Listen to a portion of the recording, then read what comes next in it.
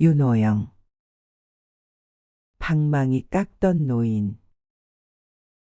벌써 40여 년 전이다.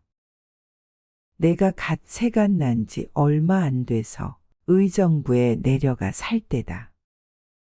서울 왔다 가는 길에 청량리역으로 가기 위해 동대문에서 일단 전차를 내려야 했다.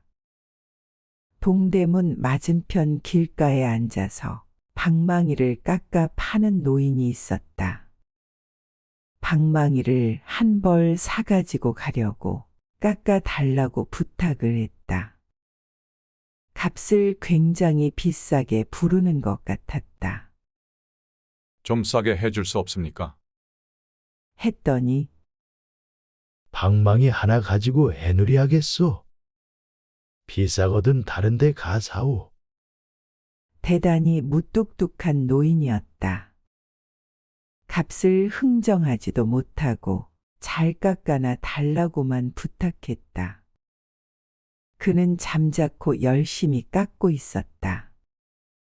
처음에는 빨리 깎는 것 같더니 저물도록 이리 돌려보고 저리 돌려보고 굼뜨기 시작하더니 마냥 늑장이다.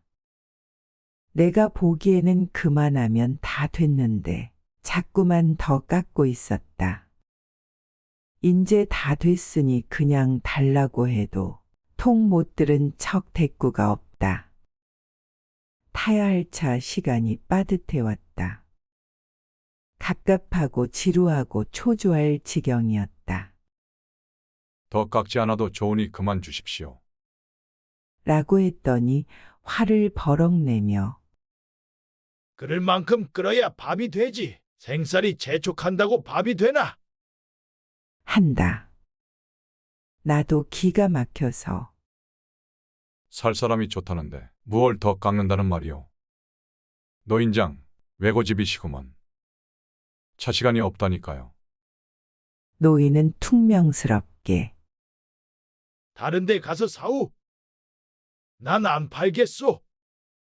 하고 내뱉는다.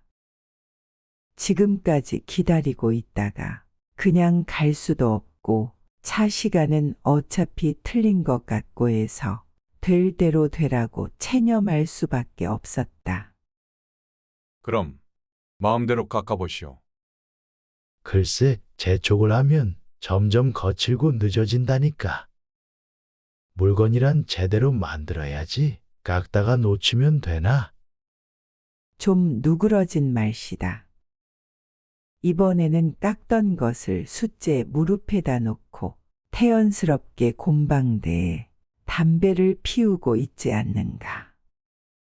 나도 그만 지쳐버려 구경꾼이 되고 말았다. 얼마 후에야 방망이를 들고 이리저리 돌려보더니 다 됐다고 내준다. 사실 다 되기는 아까부터 다 돼 있던 방망이다. 차를 놓치고 다음 차로 가야 하는 나는 불쾌하기 짝이 없었다. 그 따위로 장사를 해가지고 장사가 될 턱이 없다. 손님 본의가 아니고 제 본이다. 그래 가지고 값만 되게 부른다.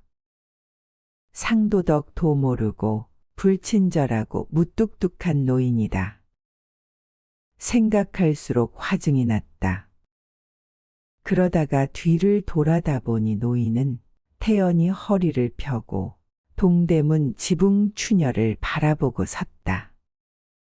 그때의 바라보고 섰는 옆 모습이 어딘지 모르게 노인다워 보였다.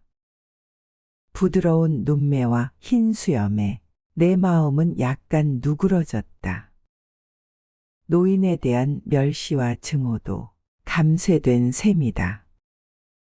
집에 와서 방망이를 내놨더니 아내는 이쁘게 깎았다고 야단이다. 집에 있는 것보다 참 좋다는 것이다. 그러나 나는 전의 것이나 별로 다른 것 같지가 않았다. 그런데 아내의 설명을 들어보니 배가 너무 부르면 옷감을 다듬다가 치기를 잘하고 같은 무게라도 힘이 들며 배가 너무 안 부르면 다듬이살이 펴지지 않고 손에 해먹기 쉽단다. 요렇게 꼭 알맞은 것은 좀채로 만나기가 어렵다는 것이다. 나는 비로소 마음이 확 풀렸다. 그리고 그 노인에 대한 내 태도를 뉘우쳤다. 참으로 미안했다.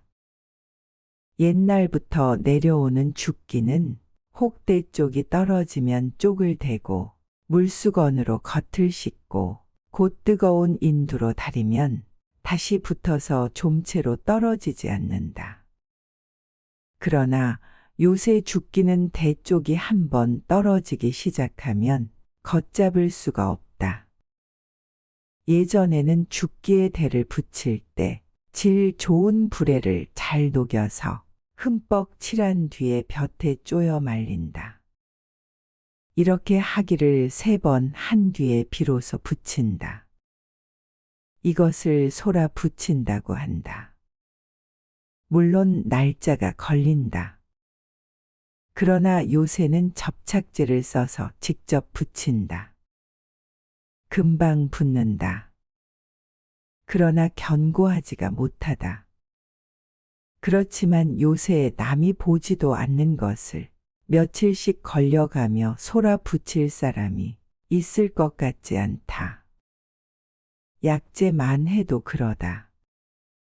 옛날에는 숙지황을 사면 보통 것은 얼마, 윗질은 얼마 값으로 구별했고 구중구포한 것은 3배 이상 비싸다. 구중구포란 9번 쪄내고 말린 것이다. 눈으로 보아서는 5번을 쪘는지 10번을 쪘는지 알 수가 없었다. 단지 말을 믿고 사는 것이다. 신용이다. 지금은 그런 말조차 없다. 어느 누가 남이 보지도 않는데 9번씩 찔 이도 없고 또 그것을 믿고 3배씩 값을 줄 사람도 없다. 옛날 사람들은 흥정은 흥정이요. 생계는 생계지만 물건을 만드는 그 순간만은 오직 아름다운 물건을 만든다는 그것에만 열중했다. 그리고 스스로 보람을 느꼈다. 그렇게 순수하게 심혈을 기울여 공예 미술품을 만들어냈다. 이 방망이도 그런 심정에서 만들었을 것이다. 나는 그 노인에 대해서 죄를 지은 것 같은 괴로움을 느꼈다. 그따위로 해서 무슨 장사를 해먹는담. 하던 말은 그런 노인이 나 같은 젊은이에게 멸시와 증오를 받는 세상에서 어떻게 아름다운 물건이 탄생할 수 있담. 하는 말로 바뀌어졌다. 나는 그 노인을 찾아가서 추탕의 탁주라도 대접하며 진심으로 사과해야겠다고 생각했다. 그래서 그 다음 일요일에 상경하는 길로 그 노인을 찾았다. 그러나 그 노인이 앉았던 자리에 노인은 있지 아니했다. 나는 그 노인이 앉았던 자리에 멍하니 서 있었다. 허전하고 서운했다. 내 마음은 사과드릴 길이 없어 안타까웠다. 맞은편 동대문의 지붕 추녀를 바라보았다. 푸른 창공에 날아갈 듯한 추녀 끝으로 흰 구름이 피어나고 있었다. 아, 그때 그 노인이 저 구름을 보고 있었구나. 열심히 방망이를 깎다가 유연히 추녀 끝에 구름을 바라보던 노인의 거룩한 모습이 떠올랐다. 나는 무심히 채국동리야 유연견남산 도연명 의 식구가 새어나왔다. 오늘 안에 들어갔더니 며느리가 북어 자반을 뜯고 있었다. 전에 더덕 북어를 방망이로 쿵쿵 두들겨서 먹던 생각이 난다. 방망이 구경한 지도 참 오래다.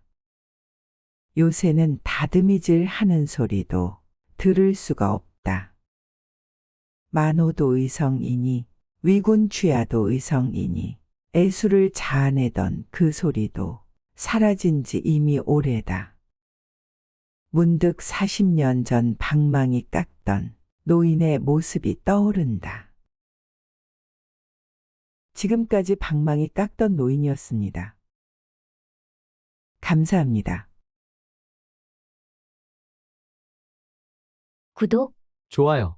알림 설정을 해주시면 과거의 명작은 물론 신작까지 누구보다 빠르게 낭독으로 만날 수 있습니다. 기대해주세요.